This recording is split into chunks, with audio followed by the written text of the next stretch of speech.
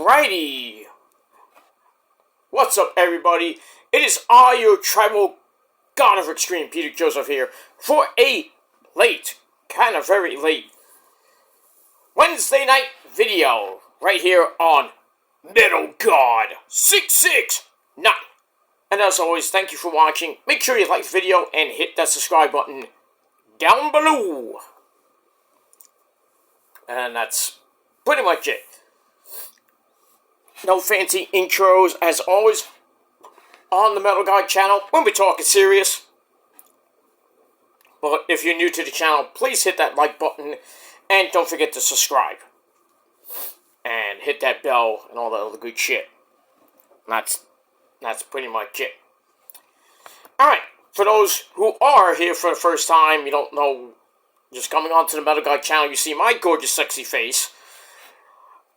This channel is a music channel. I do music reviews. I have concert footage. I do some unboxings when I have some band merchandise I buy from time to time. And music news, some reviews. Like I said, concert footage. I got some more coming, hopefully, but sometime during the summer. And we'll see about that. But I also do tribute videos to the faithful departed in the world of wrestling, music, movies, TV, politics, religion, shit like that. And I don't do it for clout. I don't do it just to get clicks and all that other shit. I do it as a tribute to the faithful departed. And that's that. You think I do it for clout? Fuck you. That's pretty much all I gotta say about that. And we move on with that. But hopefully you like the video and share it with your friends and all that good stuff. Alright, let's get serious for a little bit, ladies and gentlemen. Because it's been a while since I did a video, a rest in peace video. I think it was about a week, a couple of days to about a week ago. I did a tribute video to Val Kilmer, and, so check that video out. But this particular video, as the title below says, we have a 2-for-1 special, and, both of these, losses, kind of hit home because, one, I'm Italian, full-blooded Italian, and I'm very religious, talk to God every day, stuff like that, but, very religious person,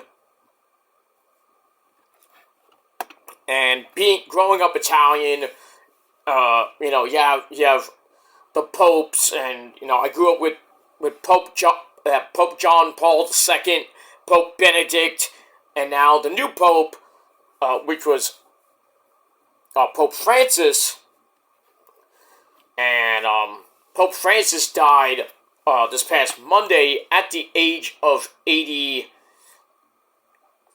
At the age of 88, but I'll get to that in a second. But today, a few hours earlier this evening and earlier tonight, we had the sad news. Ric Flair, the Nick Chaboy, Ric Flair, went on his Instagram and Twitter and announced the sad news that Hall of Famer and former member of one of the greatest factions in all professional wrestling. If you don't know what this means, then you have problems. But member of the last Four Horsemen group, Steve MONGO McMichael, has passed away.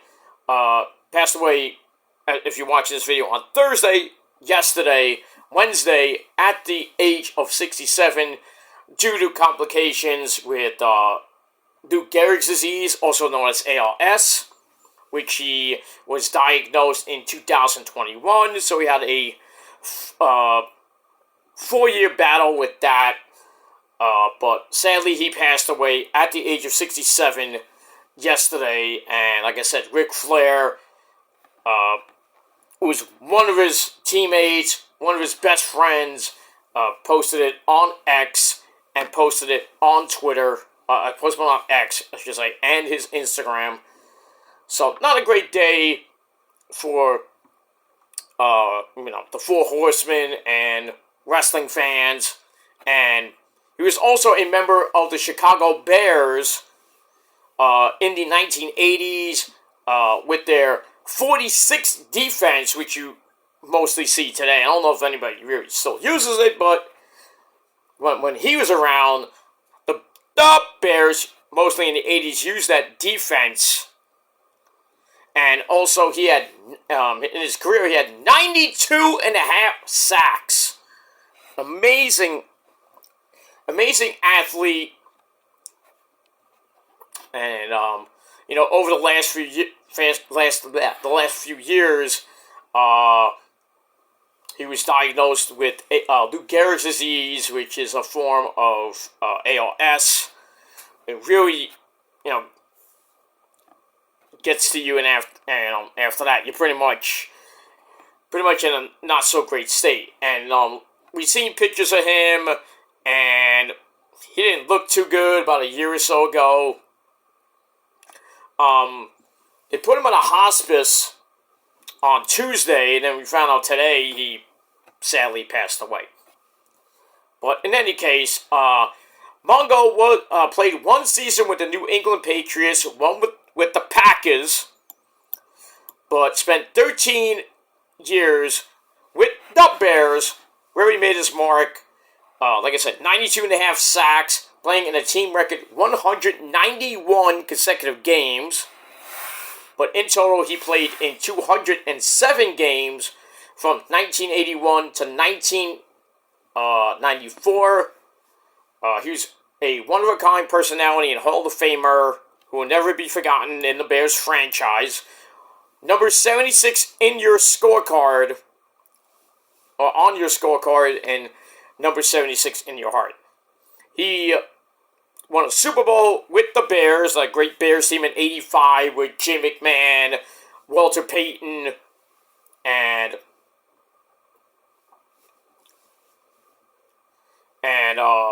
the Refrigerator Perry. We don't remember that team. Twice selected first team All-Pro and to the Pro Bowl. He had 7 sacks in 7 straight seasons from 83 to 89, which is second among Bears players to Richard Dent's 10-year streak. And Bears chairman George H. McCaskey said in a statement, "It's a cruel irony that the Bears Iron Man succumbed to this dreaded disease because there is no cure for Lou Gehrig's disease." So that's that. Steve showed us throughout his struggle that his real strength was internal, and he demonstrated on a daily basis his class, his dignity, and his humanity. He's at peace now. We offer our condolences to Misty, that's his wife, Macy, the rest of Steve's family, his teammates, countless friends and fans of a great Bear. He was enshrined in the Pro Football Hall of Fame in Canton, Ohio, on August the 3rd, 2024. And he was surrounded by his wife, daughter, and members of the 1985 Bears defense. His Hall of Fame bust was unveiled inside of his home in Homer Glen, Illinois. And Mongo laid in his bed in his gold jacket with his sister Kathy, delivered the defense tackle's enshrinement speech in a pre-recorded video. And like I said, on hand was Richard Dent, Ron Rivera, Mike Singletary, Jimbo Covert, Gary Fensick, Jim Osborne, and Marcus Keys, most of the defensive linemen of the 1985 Bears. And that's pretty much it. Then he went to WCW for a little bit, got involved with the Four Horsemen, and then he kind of transitioned to the commentary booth where he was a mainstay with Tony Schiavone and the late great Bobby the Brain Heenan. Had some good matches, not great matches, but decent matches. I'm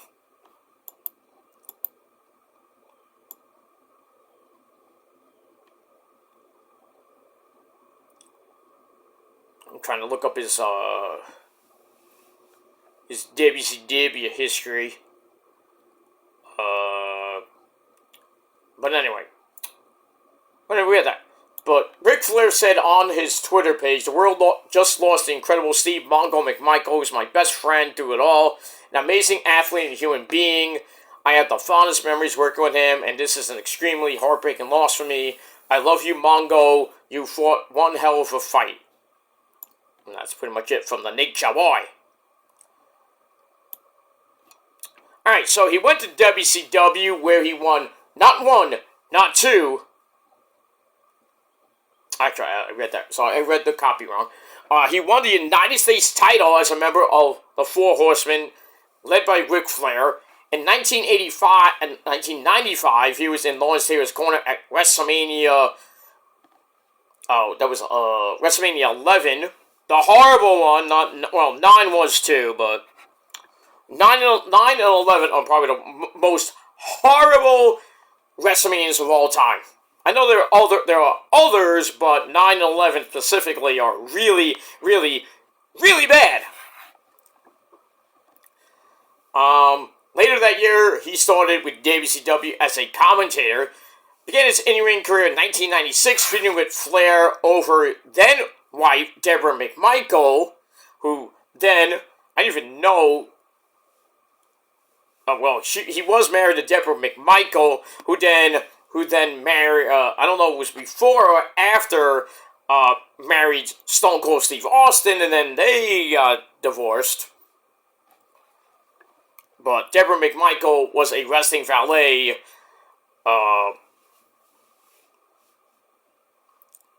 who I think she started out coming out with Mongo, and then I think Flair kind of like stole her, and Deborah turned on Mongo to be with Flair. I forget how that worked in the early not the early 90s, the mid 90s. But anyway, he feuded with Flair over Deborah, and he remained with the company through 1999. And whether he was terrorizing opponents or discussing the Bears on Sports Talk Radio, the man known as Ming the Merciless, not Ming, Haku Ming, back in WCW, and Mongo, after the character in Blazing Saddles, who knocked out a horse. That movie's crazy. A black sheriff? Remained a prominent presence in Chicago long after his playing days. He was born in Houston, where his parents separated when he was about 2. His mom, Betty, married an oil company executive named E.V. McMichael, and the younger McMichael considered him his dad, took on his surname. They moved to Freer, Texas, where Mongo went on to letter in football, basketball, baseball, track, tennis, and golf. As a senior, he was also a high school catcher, and preferred baseball over all those other sports he did. The Cincinnati Reds and St. Louis Cardinals showed interest, but his parents wanted him to go to college. Then he married Deborah McMichael. They divorced in 1998. He married the former Misty Davenport in 2001, and their daughter Macy was born in 2008. She's about to be 17 years old. Not that anyone cares about that, but anyway.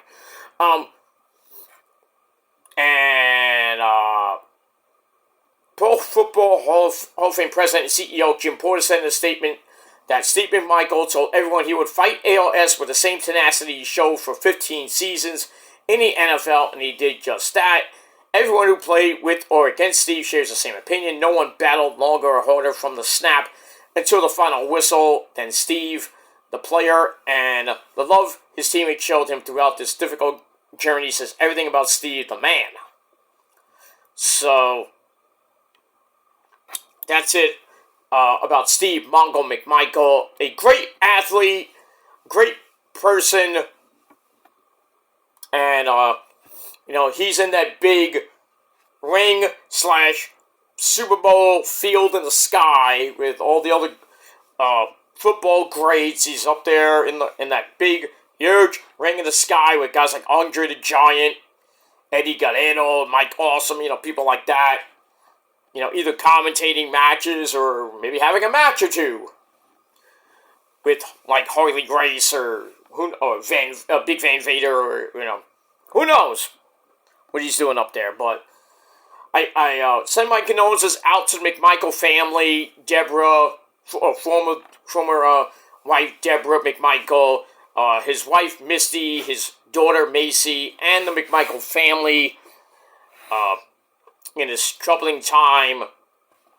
And all I have to say is to MONGO McMichael, as I always do a ceremonial toast to the faithful departed. MONGO, you had some good years in WCW. Always liked your commentary. And, wasn't a great wrestler, but still, you're a great man. Great football player, consummate professional football player. And you fought a good fight against Lou Gehrig's disease. You fought till the end. And that's I have to commend you for that. But to you, MONGO, rest in peace, sir. Cheers. And that's pretty much it. Alright, part 2 of the video. Like I said before, I'm a full-blooded Italian. And, don't really, get into my religious, life and everything. But I do, pray to God. I don't have my cross on me now because I took it off because I was in the shower.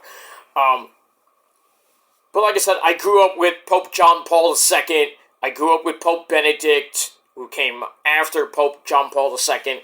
And then Pope Francis, who came after him. But sadly, on Easter Monday, this past Monday, Pope Francis passed away at the age of 88. Due to complications with pneumonia. He was battling that for almost 2 months, and then when he did come out of the hospital, we did see him a little bit. He did an appearance, and then he was back in the Vatican, and he did the Easter message, but he can barely talk, can barely move his hands. So you kind of knew the end was near, but we were hoping that he would make a full recovery and continue on as the Pope. But like I said,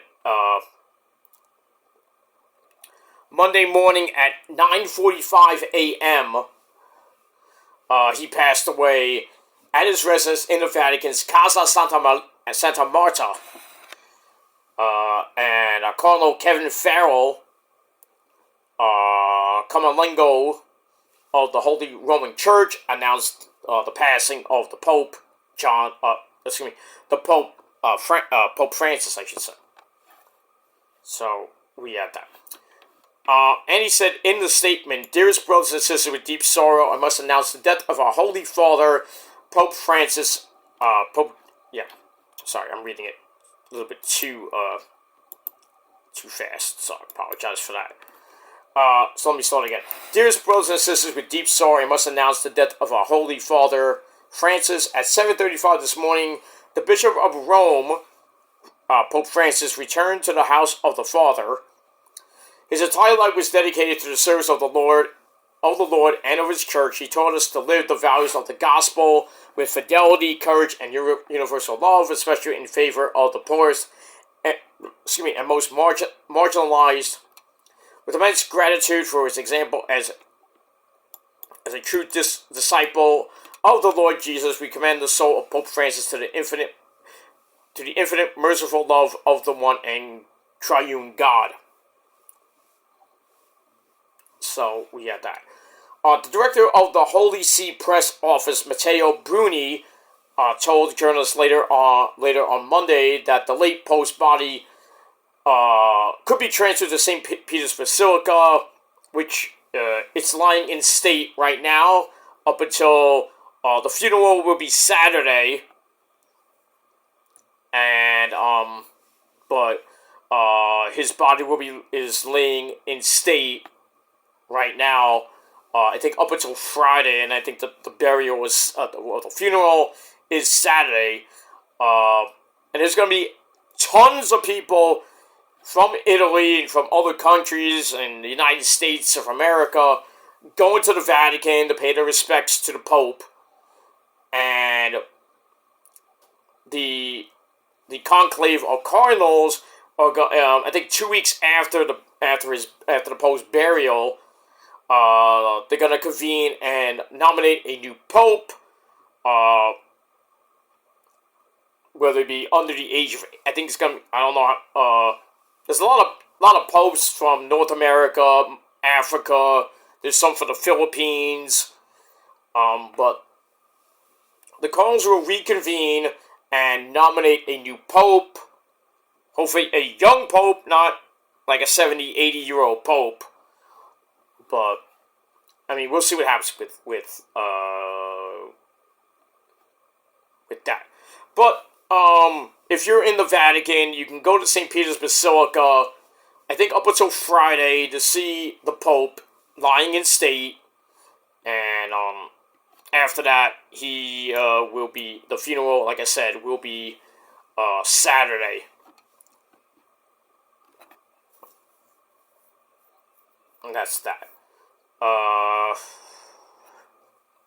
There's a ceremony on Monday where the declaration of Pope Francis' death was read aloud at 8 p.m. in the chapel on the ground floor of the late Pope's residence in Casa Santa Marta.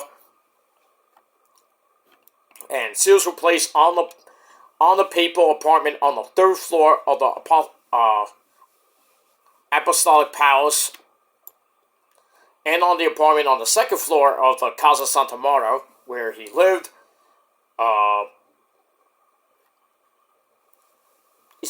As of Monday evening, Pope Francis' closest collaborators have begun to pay their respects to the late Pope. He said the first general congregation of cardinals will take place on Tuesday morning. Usually when a pope dies, they have the funeral, and I think like 2 weeks later they meet up to nominate a new pope. But from what I'm reading on the Vatican News,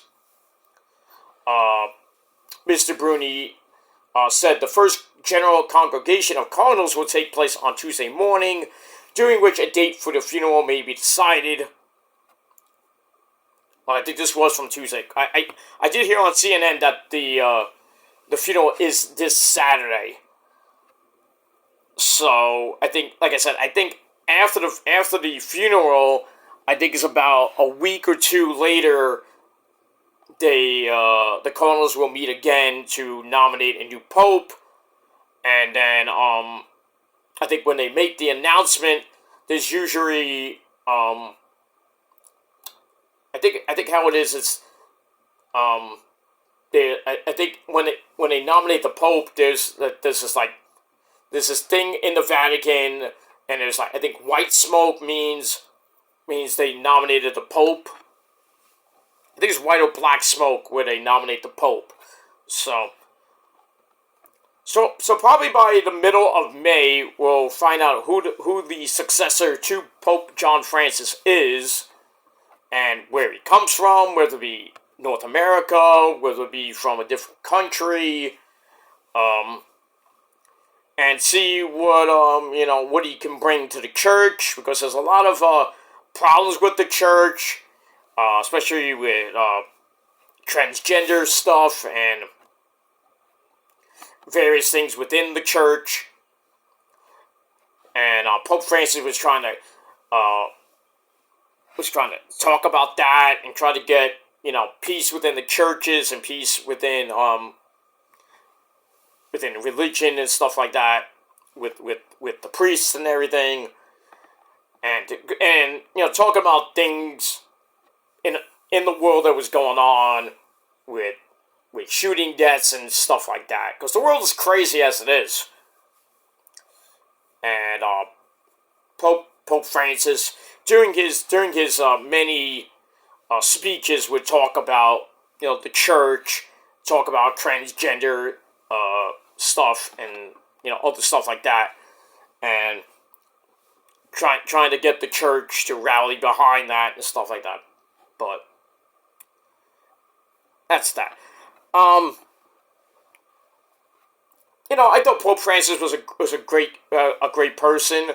But like I said, I grew up with probably, I think, the best Pope of all time, Pope John Paul II, because when he came out, it was like Jesus coming out, into Jerusalem and everything, or Galilee, or whatever it may have been back in the day. Jesus coming in, all the people were coming and flocking to see Jesus and asking him to perform miracles, to the sick and raising the dead and stuff like that.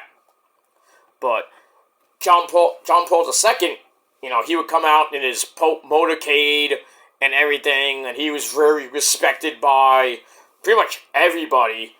The President of the United States, other dignitaries. Same thing with Pope Benedict, in a way, and Pope Francis was known for that too. So the flags were at half staff per. President Trump made that announcement on Monday that the White House flags were all flags were at half staff. So we had that. So we lost a great man in Pope Francis at 88 due to complications with pneumonia. And like I said, his funeral will be on Saturday, and hopefully by the middle to end of next month, the Vatican and the cardinals will convene and name a brand new pope. And hopefully that new pope will bring the church together even more and talk about what's going on in the world, and see what, if he can bring church and state, together and stuff like that. But to Pope Francis, rest in peace, sir, and may your mighty soul forever rest in peace in that great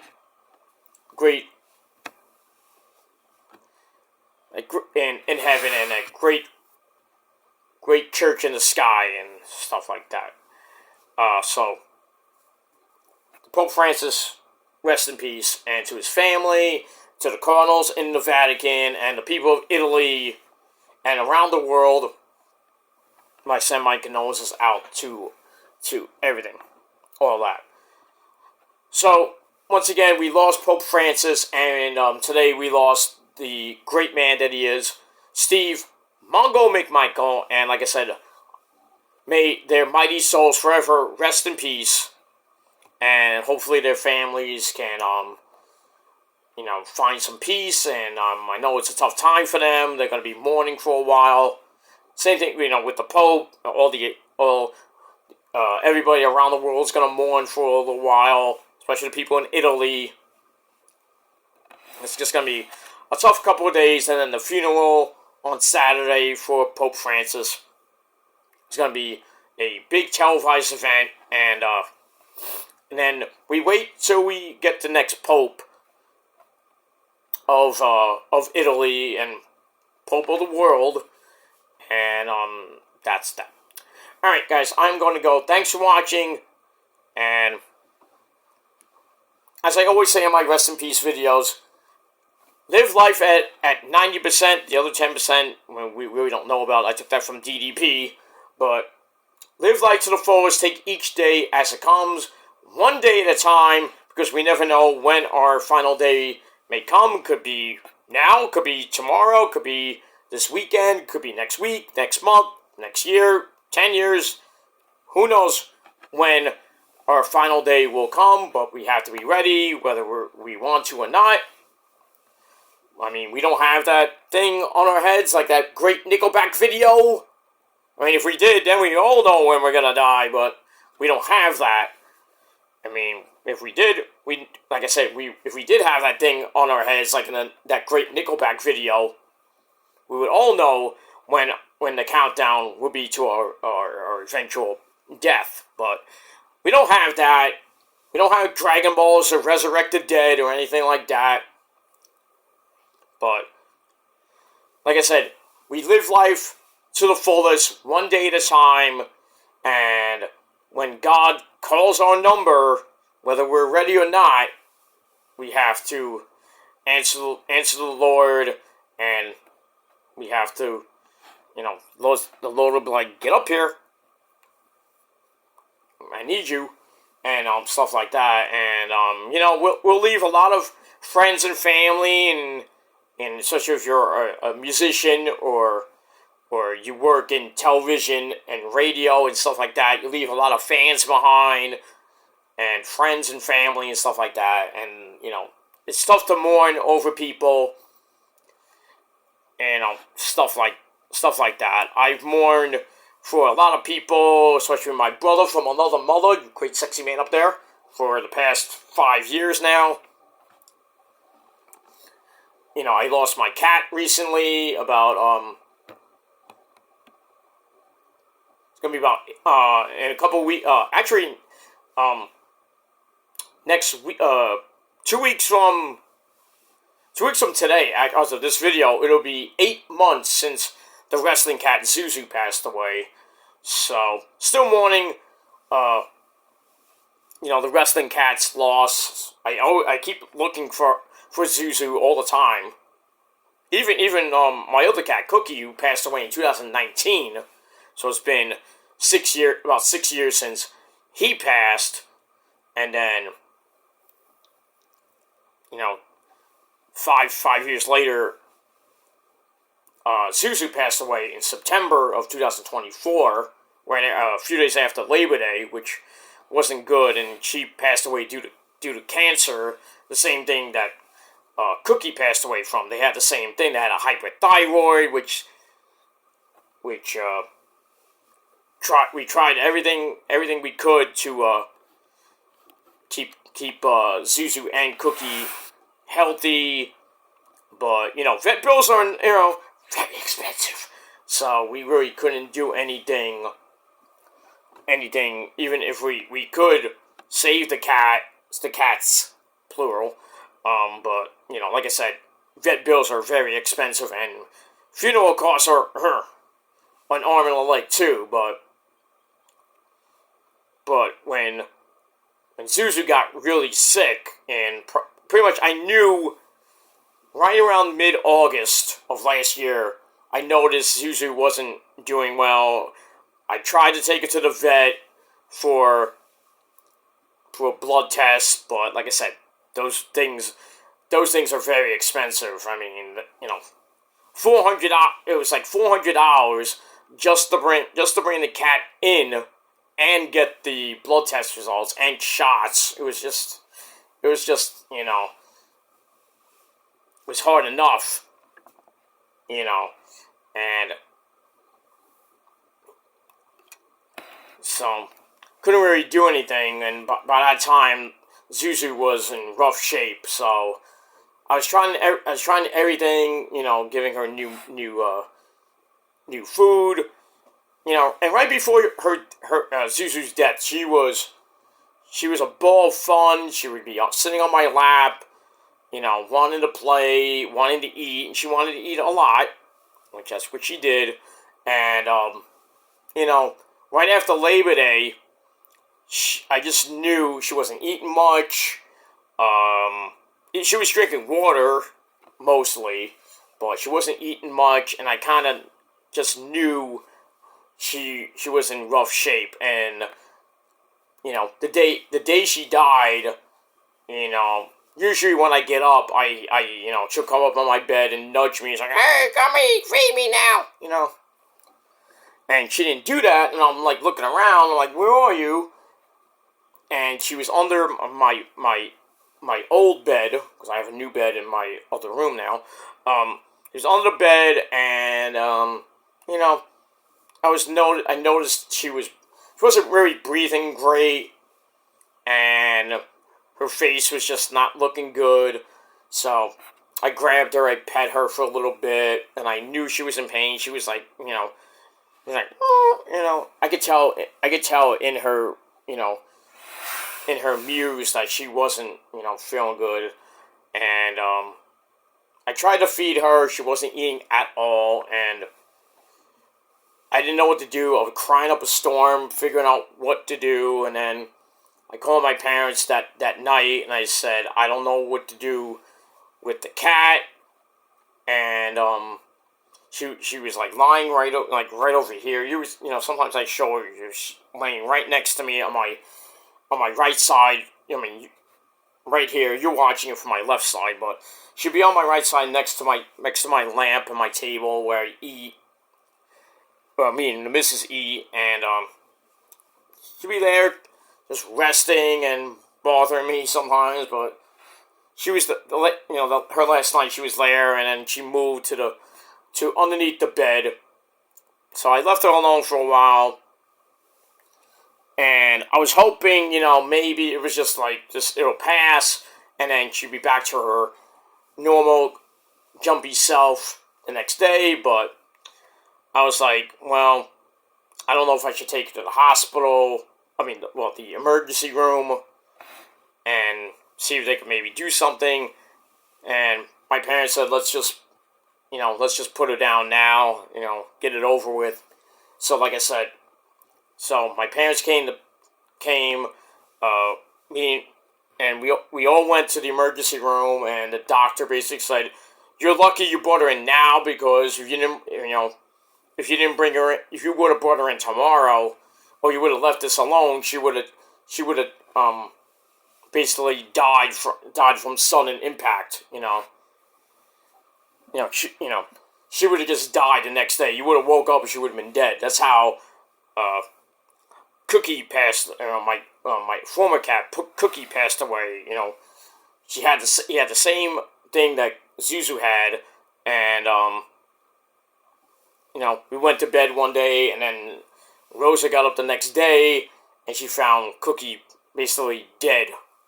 So, and then we had to bring it to the hospital to get cremated and everything like that. So blah blah blah blah blah blah blah blah blah blah blah. So that's what I did with Zuzu. I brought her to the emergency room. They said she had cancer. It says if we don't do something now, or if you don't put her down now, she's gonna die from. She's gonna pass away and die from sudden impact, which basically she would have just died right then and there.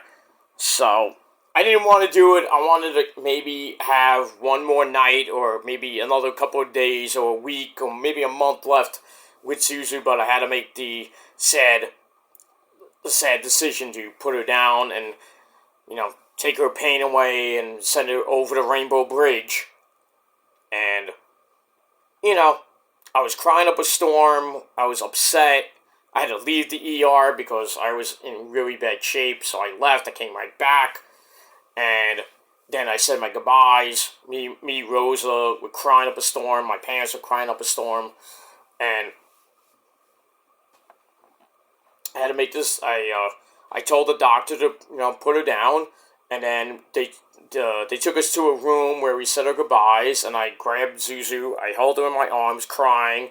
I said, "I miss you. You're at peace now. You with Cookie and with all my other pets that I've had."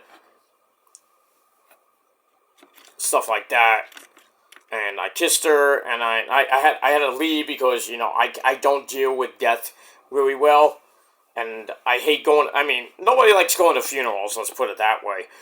The last funeral I actually went to was for, my aunt who lost her mom, I think it was like a year or so ago. So that was the last actual funeral I went to. But, I'm the type of person that I don't like going to funerals. I don't like being in funeral parlors. I just can't deal with it. So I know eventually when I have to put my parents, when my parents go away, it's going to be even worse. But, we can't live to forever. There's no fountain of youth. There's no Dragon Balls to give us eternal life and all that shit. I wish there was, but it's not. So, but I know all my loved ones, my aunts, my uncles. I lost a couple of friends. I lost my brother from another mother. They're all waiting for, they're waiting for me and, the missus, of course, and everybody else. For us to get up there. We're going to all have fun when we get up there. Hopefully not. Well, for me, I'm 48.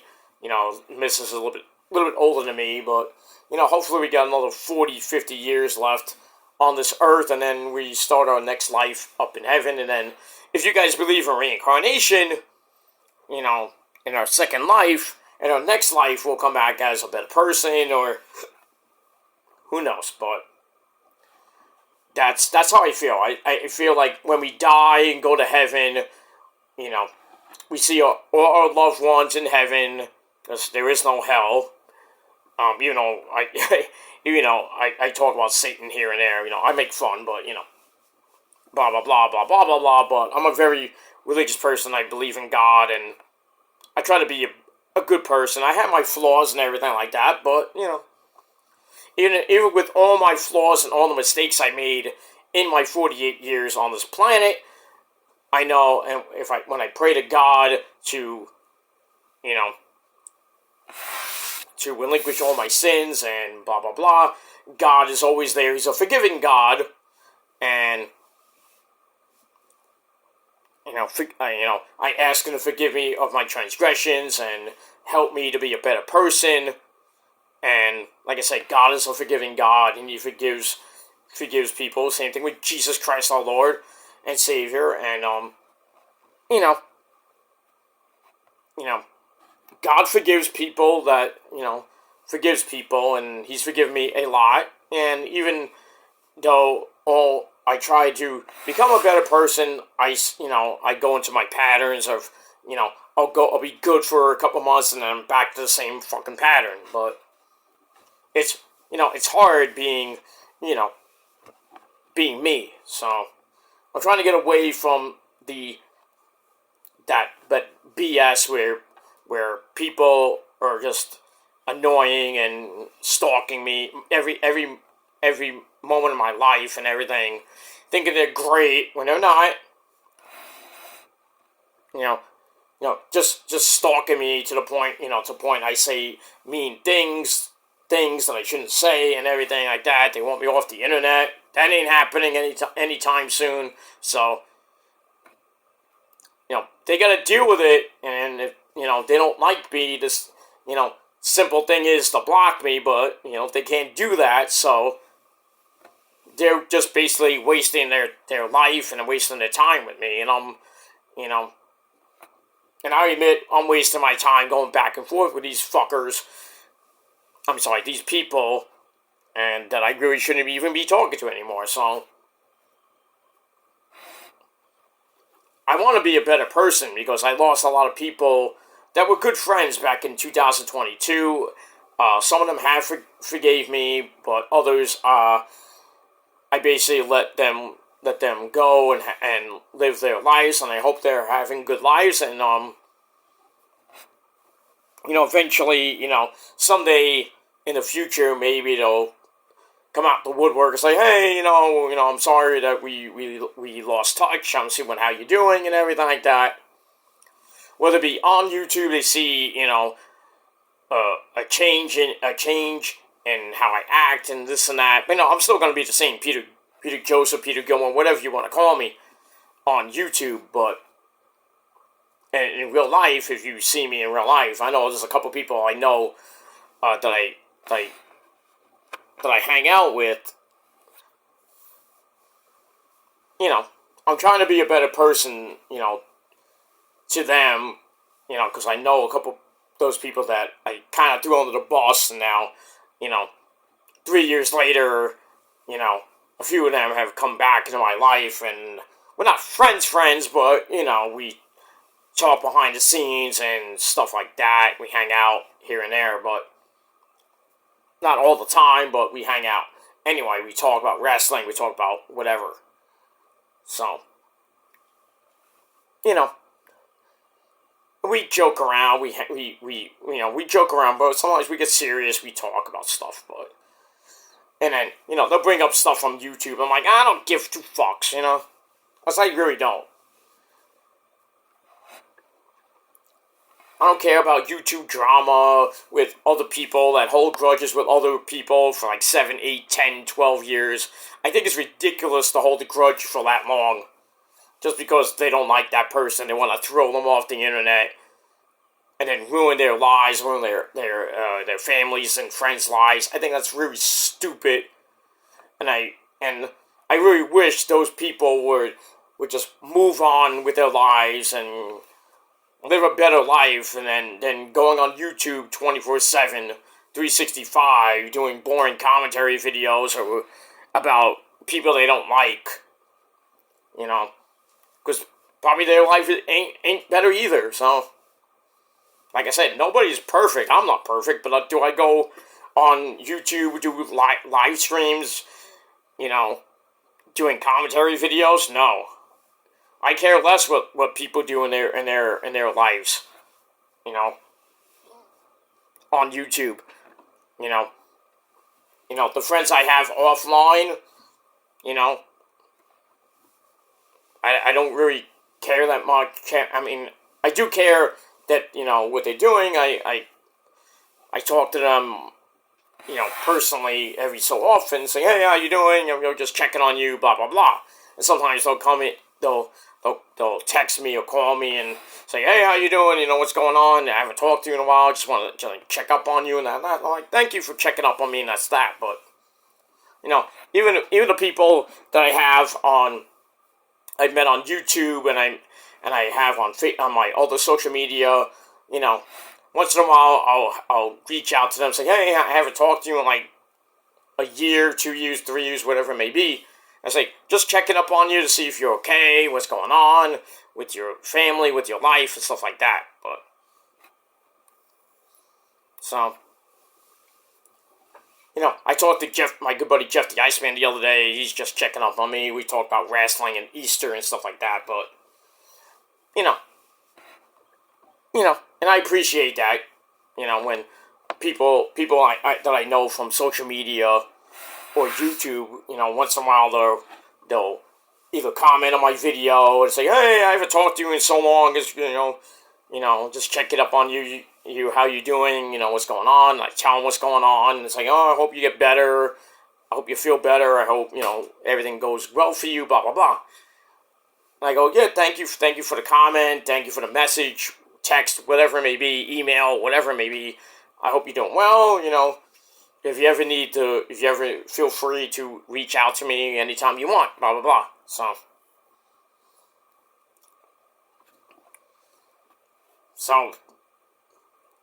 but, like I said, if you're going to hold a grudge with people for like 7, 10 years, I think that makes you out to be a really dumb person, and you need to get a life. Because I don't hold grudges with anybody. So, I may hate somebody for like 5, 10 years, but, after a while, I'm like, I don't give a two fucks what he does on YouTube or in his life. If he becomes a better person, great for him, but I care less still. But I didn't know the same thing, people say the same thing about me. Even if I'm doing great, I'm having a great day, I'm having the last couple of years have been great. They notice a change in me on YouTube or in real life. Some people will mention it, but, that's fine. But other than that, I don't. you know, I don't really take a lot of things seriously with people that don't like me. You know, they wanna call me names, you know, with little to no proof. You know, hey, if they wanna slander and defame my name, you know, that's their prerogative. But I don't take what people say about me seriously, because most of it's lies, and most of it's just hashed up, you know, rehashed bullshit. Call me the P word, which has been going on for 13 years. I think it needs to die, because I'm not that type of person. That was like stuff from a long time ago. And that's that. And they call me, you know, a cat rapist and everything because of a stupid fucking bad joke I said almost 3 years ago. I think it's retarded. Yeah, it was a bad joke at the time, and you know, but I'm not that type of person. I don't abuse my animals. I never have. I never will. So you think you say, oh, you know, you could post pictures of me and my cat. I don't give a shit. But it's like, oh, after this picture was taken, the cat died. That's wrong, because the picture I have with my cat was from 2016. So how can it die? You know, and my cat died in 2024. So how did it die that same day? It makes no fucking sense. But you know, people are fucking idiots. So. Oh, it died from AIDS. You know, like, come on now. People are stupid, make all those stupid accusations and shit like that. And like I said, I don't take these people seriously, so hate me all you want, but where's gonna get you in life? Nowhere. So, but it is what it is. And at this point, I don't give two fucks what people say about me. Oh, you don't take creative criticism, you know. I don't like being criticized. I don't like being slandered and defamed and all this shit. Okay? If you don't like me, that's too bad. All you have to do, and I hate bringing his name up, but Eric Lima did a video called I Am What I Am. Nice little Popeye reference.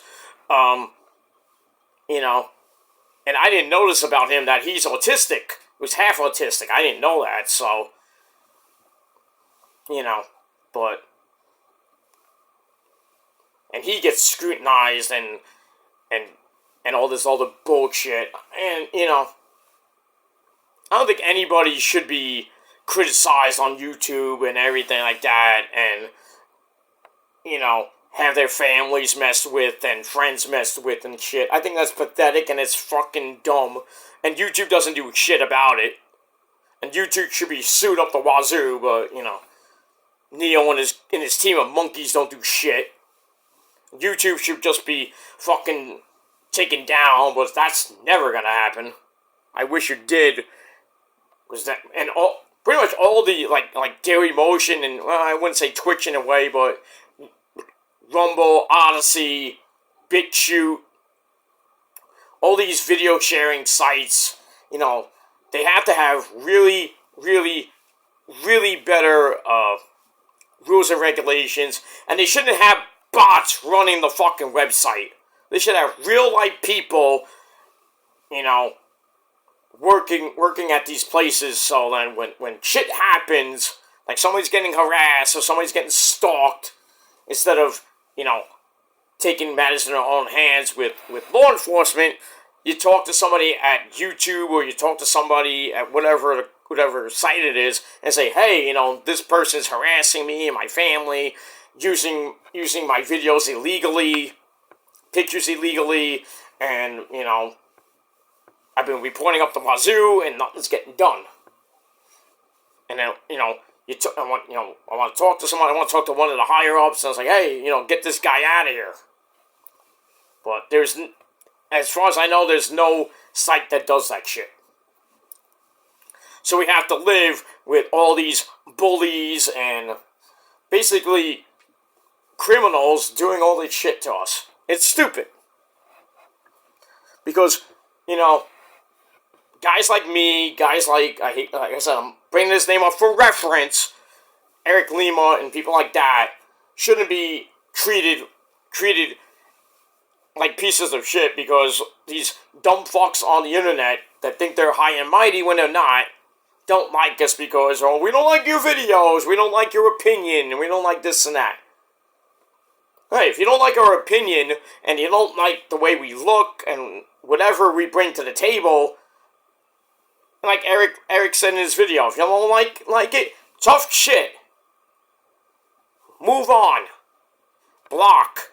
All you have to do is hit the block button and everything goes away. But certain people just can't hit that block button and they spend every minute of every freaking day thinking they're great and harassing and stalking and being obsessed and holding a grudge for so many years. It's pathetic. Very pathetic, you understand, you know? And it just needs to stop. Will it stop? No, because nobody ever can fucking move on. And I get the same thing, because, oh, I did 100,000 moving on videos. I'm done with the drama, this and that. Hey, I'm only human, of flesh and blood. I try to move on, but, you know, people say the same fucking shit. And I fall back into the pattern of going back and forth with these assholes. And, you know, I'm trying to defend myself and, you know, but like I said, I suffer from impulse control disorder. I think I mentioned it a few times, but if you watch me for the first time, now you know. I like to get the last word in, and sometimes, you know, and most of the time it has backfired on me, so it's hard enough going to therapy to try to control my impulses and control my urges and shit, but, you know, like I said, I'm only human of flesh and blood, so. But I'm trying my best now as the spring continues, going into the summer, going into the tail end of 2025, try to be a better person and just ignore the hate and just, you know, take it as it comes. If people don't like me, too fucking bad. All I'm going to do is block. I'm going to delete all the comments. Not going to really care too much about the videos that people do, because it's basically bullshit with lame as fuck, you know, it's basically lame as fuck opinions with lame as fuck facts and lame as fuck proof or whatever it may be. And I personally don't care. I personally don't care. They want to try to ruin my life. It's their fault. It's you know, their stupidity. That's all they can do is just try to ruin people's lives and you know, have family turn on them, friends turn on them, and you're losing friends, you're losing family, you know, people getting fired from their job, which I think is retarded. You know, harassing food, you know, just harassing people, sending them ridiculous things just because they don't like them and shit. And it's retarded. It's really retarded. And then committing crimes by putting their personal information out and this and that. I think it's dumb. Just because you don't like somebody, you're going to put their personal information up on YouTube or whatever it may be. Try to get people fired at their job, harassing their job until the point they get fired. It's stupid. It's really stupid. And those people that do this shit should be held accountable. But, like I said, YouTube doesn't do shit. And, you know, certain people have gotten to the point where, you know what, you gotta do something and you gotta protect yourself. So it's either ignoring, which kind of doesn't really work. Sometimes it does, sometimes it doesn't. Or you get law enforcement involved, which sometimes works, sometimes doesn't. You know, people harass and they get not HBO, not the cable company. We're talking about HPO, that's protective orders and restraining orders, and this and that. You know, they have to go to certain lengths to get these people away from them. And the people that are doing this, they're so stupid that they violate the order. They're in jail where they belong. Or they get probation, and they're doing the same fucking shit. So, hey, if you want to act like a fucking schmuck, then you're going to get treated as such. So don't cry when you're in jail. Okay? I don't do any of that shit. I'm a honest to good person. Whether you like me or not. But, like I said, if you don't like me, just block me. And if you have a problem with that, I don't want to block. I'm gonna do this and that. Well, it's not gonna end well for you. So, that's all I'm gonna say about that. Alright, I talked for an hour about 2 basic deaths, and then I transitioned into, things I didn't want to talk about in the video, but it kind of pertained to the video anyway. But, whatever. So, I'm gonna get out of here. I'm gonna go do my AEW review, and I'm gonna go to bed. And that's pretty much it. Tomorrow, I will be back with your NXT review. Talk a little bit about WrestleMania, because I do have to catch up, because I've been pretty busy during last week. I was very busy.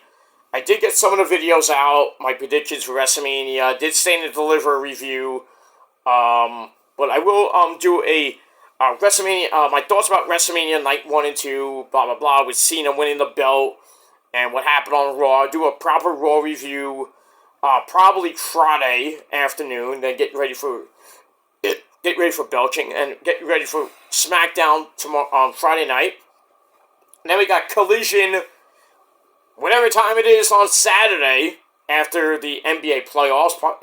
Well, my DVR says 8:30, so who knows when it's gonna come on Saturday. And I did read that May the 8th, and that week, Thursday before Double or Nothing will be Collision will be on Thursdays. So just because of the NBA and NHL playoffs, which by the time we hit June it'll be over. So Collision will probably be back on Saturdays. I did read on Twitter that they might be testing out having live shows on Thursday and just getting off Saturdays and having Collision on Thursday live, which I think is a great idea. Collision, I think, should be on Thursdays anyway. You have live Collision, and then you have taped Ring of Honor and Impact. Sometimes Impact goes live, so you have AEW going head to head with TNA. You have TNT and Access TV. A lot of people don't have Access TV because they have different cable companies, so they don't have Dish like I do. But I really think Collision should go with the Thursdays. It should have been there in the first place. Putting it on Saturday night, I thought was a bad idea. Because, especially on TNT with basketball and hockey, when the playoffs come, it's a pain in the ass. Especially on TBS, when baseball playoffs start in October, Dynamite's going to be preempted. It was going to be on Tuesday. It was going head-to-head with NXT, and how that goes.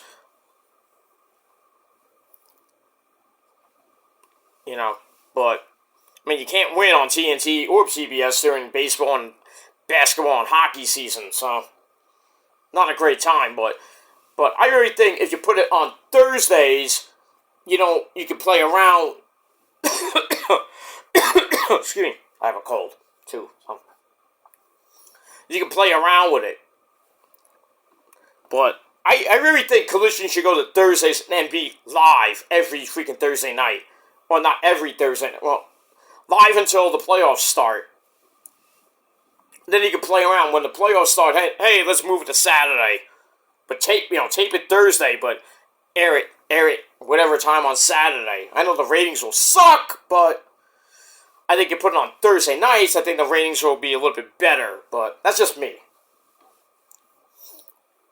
That's just me.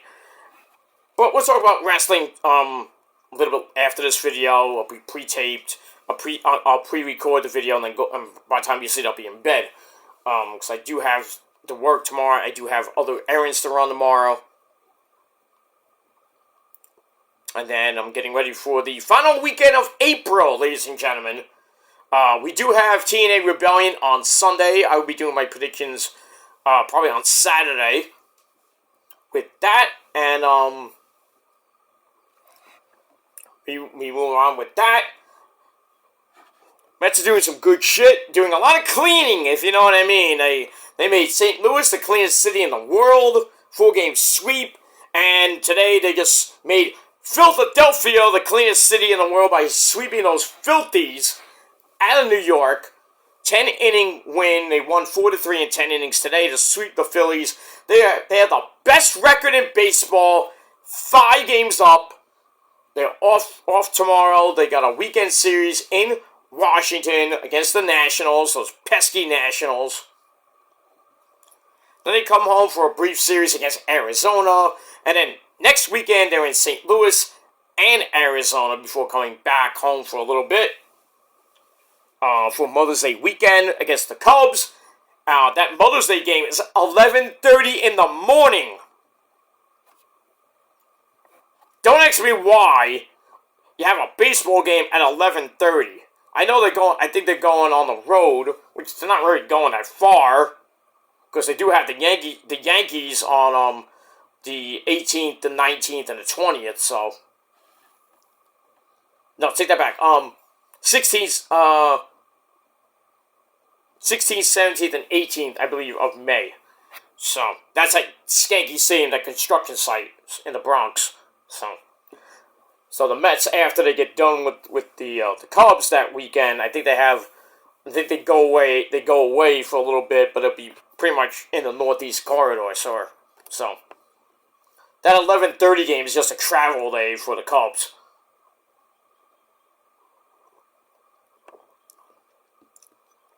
Hey, you go to a game, you get there about 10:30, you watch the game at 11:30, the game ends about like 1 o'clock. You get home about 2, 3 o'clock, depending where you live. And then you have a great Mother's Day lunch or dinner. You take your mom to the game, and then later on you have lunch or dinner. Works out well. But that's a couple weeks away. Mother's Day is 2 weeks away, so 2 weeks from this Sunday, so be nice to your mama. Take her out for lunch, take her out to a baseball game. Do whatever you want to do. But we have that. But anyway, I'm going to get out of here, guys. I talked way more than enough about my rest in peace tribute to Pope Francis and to Mongo McMichael. And that's pretty much it. So I'm going to get out of here. I'm going to pre-record my AEW review. And that's it. So thanks for watching, everybody. And have a great Thursday. Have a great weekend. And until next time, believe in yourself. Be a great person. If not, well, too bad for you. That's it. Thanks for watching, and until next time. Peace.